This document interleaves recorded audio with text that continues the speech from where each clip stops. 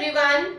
In the previous videos, we have discussed oxidation number, rules to be followed to find the oxidation number of an atom, and how oxidation number is different from valency.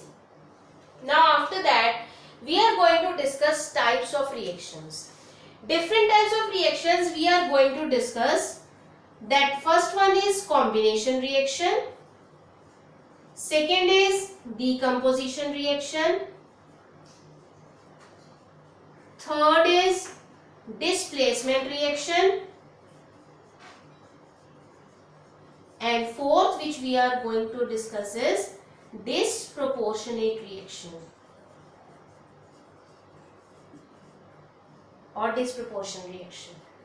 अब आप कहेंगे हमने ये तीन तो already we are aware of, combination, decomposition and displacement.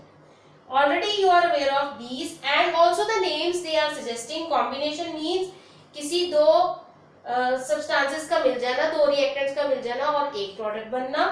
Decomposition break down होना किसी एक रिएक्टेंट का दो या दो से ज्यादा प्रोडक्ट्स में.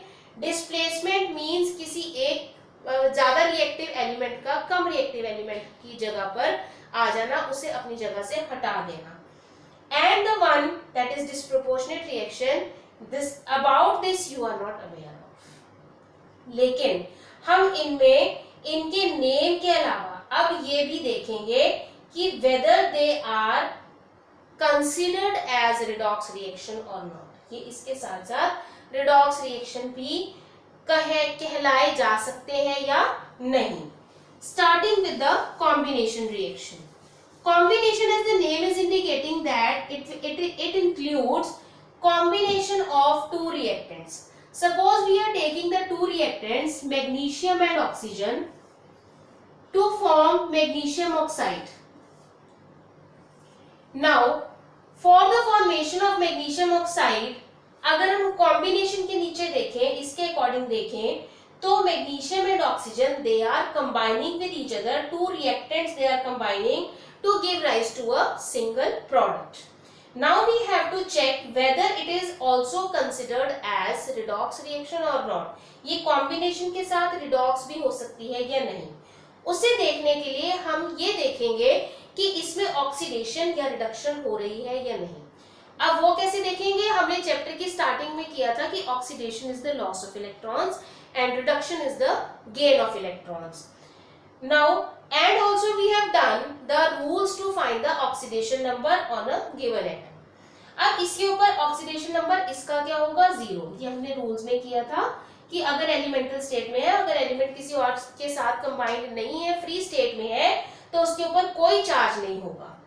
इसी तरह oxygen, it is also in its elemental state, और we can say that oxygen is formed by the combination of two oxygen atoms only with same electronegativity, hence oxygen molecule will not require any charge. But formation of magnesium oxide takes place by the transference of electrons from magnesium to oxygen. अगर magnesium से oxygen में electrons transfer हुए तो obviously magnesium के ऊपर +2 charge आ जाएगा और oxygen के ऊपर -2 चार्ज आ जाएगा. अब हम रिएक्टेंट्स और प्रोडक्ट्स में अगर कंपेयर करें तो यहाँ मैग्नीशियम पर चार्ज क्या है? 0, और यहाँ क्या है? +2. 0 से +2 कैसे हुआ?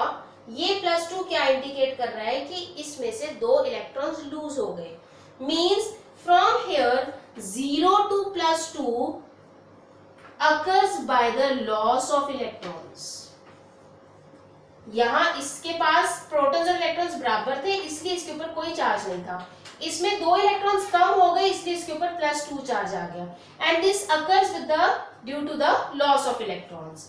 सिमिलरली O0 से ऑक्सीजन 0 से -2 means gain of 2 negative charge. तो यहाँ क्या हो रहा है? Gain of electrons. Gain of electrons. Loss of electrons is known as oxidation and gain of electrons is known as reduction. This we have done in the starting of the chapter. So on the basis of this we can say that this reaction can also be considered as redox reaction along with the combination reaction. Similarly, if we discuss about the decomposition reaction, as the name is indicating, decomposition means breakdown. For decomposition reaction, we are going to take the example of water here. Now water will break up to give 2 molecules of hydrogen and 1 molecule of oxygen. Now here hydrogen and oxygen, they are combined to each other, and according to the rules hydrogen के compounds होंगे तो hydrogen के ऊपर +1 charge होगा, और oxygen के compounds होंगे तो उसके ऊपर -2 चार्ज होगा, except hydrides for hydrogen and except peroxides and OF2 O2F2 for oxygen. Means here hydrogen is in +1 oxidation number and oxygen is having -2 oxidation number, और यहाँ हाइड्रोजन और ऑक्सीजन का ऑक्सीडेशन नंबर 0 होगा according to the rules of oxidation number. Now +1 plus oxidation number is getting converted to 0. Plus क्यों आया? क्योंकि इसमें positive charge ज्यादा है, नेगेटिव चार्ज कम है। इसका मतलब इस प्लस को न्यूट्रलाइज करने के लिए नेगेटिव चार्ज इसके पास आना चाहिए। अगर इसके पास नेगेटिव चार्ज आएगा तो ये पॉजिटिव उसके साथ न्यूट्रल हो जाएगा and it will get converted to 0। इसका मतलब +1 से 0 कैसे हुआ? By the gain of electrons. और यहाँ -2 से 0, -2 कब न्यूट्रलाइज होगा? जब ये अपने 2 एक्स्ट्रा इलेक्ट्रॉन्स लूज कर देगा। अगर ये इलेक्ट्रॉन्स लूज कर देगा तो जो इसके ऊपर एक्स्ट्रा चार्ज आया है एक्स्ट्रा इलेक्ट्रॉन्स की वजह से, वो न्यूट्रलाइज हो जाएगा, क्योंकि वो 2 इलेक्ट्रॉन्स छोड़ने के बाद इसमें नंबर ऑफ प्रोटॉन्स और इलेक्ट्रॉन्स बराबर हो जाएंगे। So here loss of electrons is taking place. Gain of electrons is oxidation, loss of electrons is reduction. Hence decomposition के साथ साथ ये रिडॉक्स रिएक्शन भी कंसिडर्ड है। लेकिन अगर हम एक और डीकंपोजिशन रिएक्शन का एग्जांपल डिस्कस करें, decomposition of calcium carbonate, it will get thermally decomposed to give calcium oxide and carbon dioxide.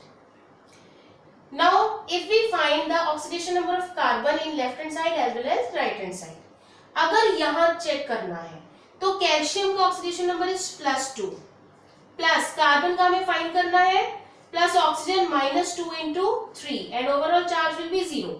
2 plus x minus 6 equals to 0. X is equals to +4, means calcium here is in +2 oxidation state, oxygen -2 and carbon +4. Similarly here oxygen is in -2 तो calcium +2, oxygen -2 overall -4, so carbon here is in +4 oxidation number. अब अगर हम दोनों तरफ oxidation numbers को compare करें, calcium is +2 here, oxygen -2 in both the cases here, carbon +4 here. इसका मतलब कोई इलेक्ट्रॉन का लॉस या गेन नहीं हुआ, so such type of reaction is not a redox reaction.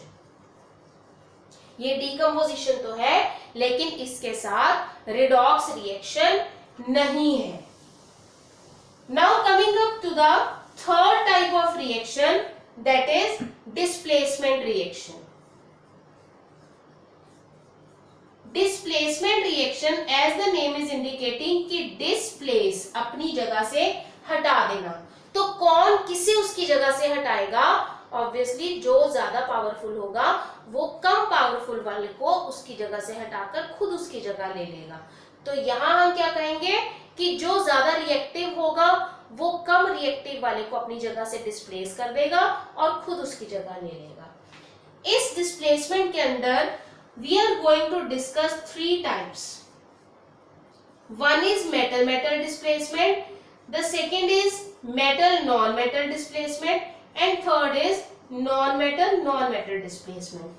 तीनों में सिमिलैरिटी क्या है कि ज्यादा रिएक्टिव वाले ने कम रिएक्टिव वाले को डिस्प्लेस करना है, लेकिन तीनों में डिफरेंस क्या है कि यहाँ मेटल ही मेटल को करेगा, ज्यादा रिएक्टिव मेटल कम रिएक्टिव मेटल को अपनी जगह से हटाएगा, यहाँ मेटल नॉन मेटल को हटाएगा और तीसरे में नॉन मेटल को हटाएगा। मींस ज्यादा रिएक्टिव नॉन मेटल कम रिएक्टिव नॉन मेटल को उसकी जगह से हटाकर खुद उसकी जगह ले लेगा।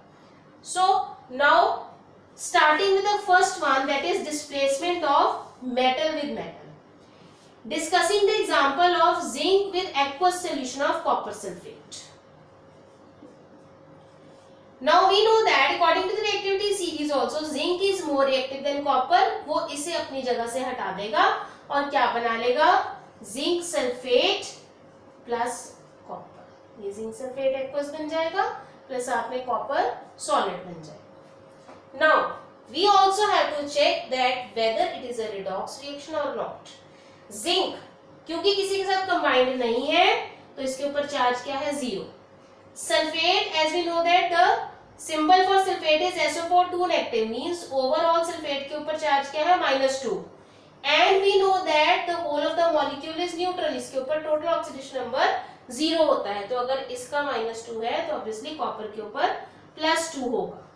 लेकिन रिएक्शन के बाद जिंक ने कॉपर को इसकी जगह से हटा दिया। Zinc is now attached with sulphate. ये कैसे अटैच होगा, जब अटैच होगा तो इसके ऊपर +2 चार्ज आ जाएगा, सल्फेट और अगेन इन -2 और कॉपर 0 में कन्वर्ट हो जाएगा। मींस जिंक अपने इलेक्ट्रॉन छोड़ेगा, वो छोड़े हुए इलेक्ट्रॉन्स कॉपर ले लेगा और इसकी इलेक्ट्रॉन डेफिशिएंसी फुलफिल हो जाएगी, +2 चार्ज न्यूट्रल हो जाएगा और वो 0 में कन्वर्ट हो जाएगा। Now this is getting converted from 0 to +2। 0 charge कब था, जब इलेक्ट्रॉन्स प्रोटॉन्स बराबर थे। पॉजिटिव चार्ज कब आया, जब इलेक्ट्रॉन्स प्रोटॉन्स बराबर नहीं है। कौन सी चीज ज्यादा है, पॉजिटिव चार्ज ज्यादा है, नेगेटिव चार्ज कम है। इसका मतलब 0 से +2 पॉजिटिव चार्ज ज्यादा कब हुआ, जब इसमें से नेगेटिव चार्ज चला गया। तो 0 से +2 जाने के लिए लॉस ऑफ इलेक्ट्रॉन्स हुआ and loss of electrons is oxidation.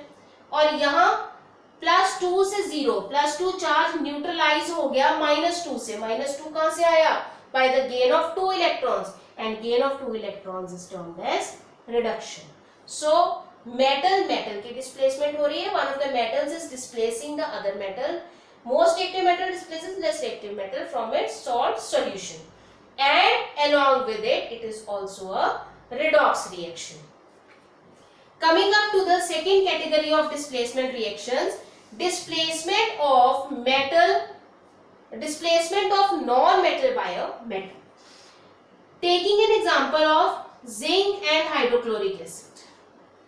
We know that reaction of zinc and hydrochloric acid give us zinc chloride along with the liberation of hydrogen gas. Now zinc here again is not reacted with anyone, charge 0, hydrogen +1, chlorine -1. Here zinc +2, chlorine -1 and hydrogen 0. 0 to +2 by the loss of electrons means oxidation is taking place, and here hydrogen 1 to 0 means by gain of electrons and reduction is taking place. Cl का oxidation number यहाँ भी -1 है और यहाँ भी -1 है, means this is also considered as redox reaction। और इसमें मेटल नॉन मेटल को अपनी जगह से डिस्प्लेस कर रहा है। ये ज्यादा रिएक्टिव है, ये कम रिएक्टिव है, इसने इसे अपनी जगह से हटा दिया और खुद इसकी जगह ले ली और ये अलग निकल गया। इन द सेम वे इसमें हम एक चीज और डिस्कस कर लेते हैं कि this is getting oxidised. Oxidation किसकी हो रही है, जिंक की, और रिडक्शन किसकी हो रही है, HCl की। इसकी ऑक्सीडेशन में कौन हेल्प कर रहा है, HCl, means HCl is acting as an oxidising agent here and HCl is getting reduced. और इसकी रिडक्शन में कौन हेल्प कर रहा है, जिंक। इसका मतलब zinc is acting as a reducing agent here. This all we have discussed earlier. This is just to revise it here. So this is the second category of displacement reaction. Coming to the third category of displacement reaction means displacement of non-metal by non-metal. For this they are taking the example of reaction of chlorine with KBr. Now chlorine is more reactive than bromine because chlorine is more electronegative than bromine.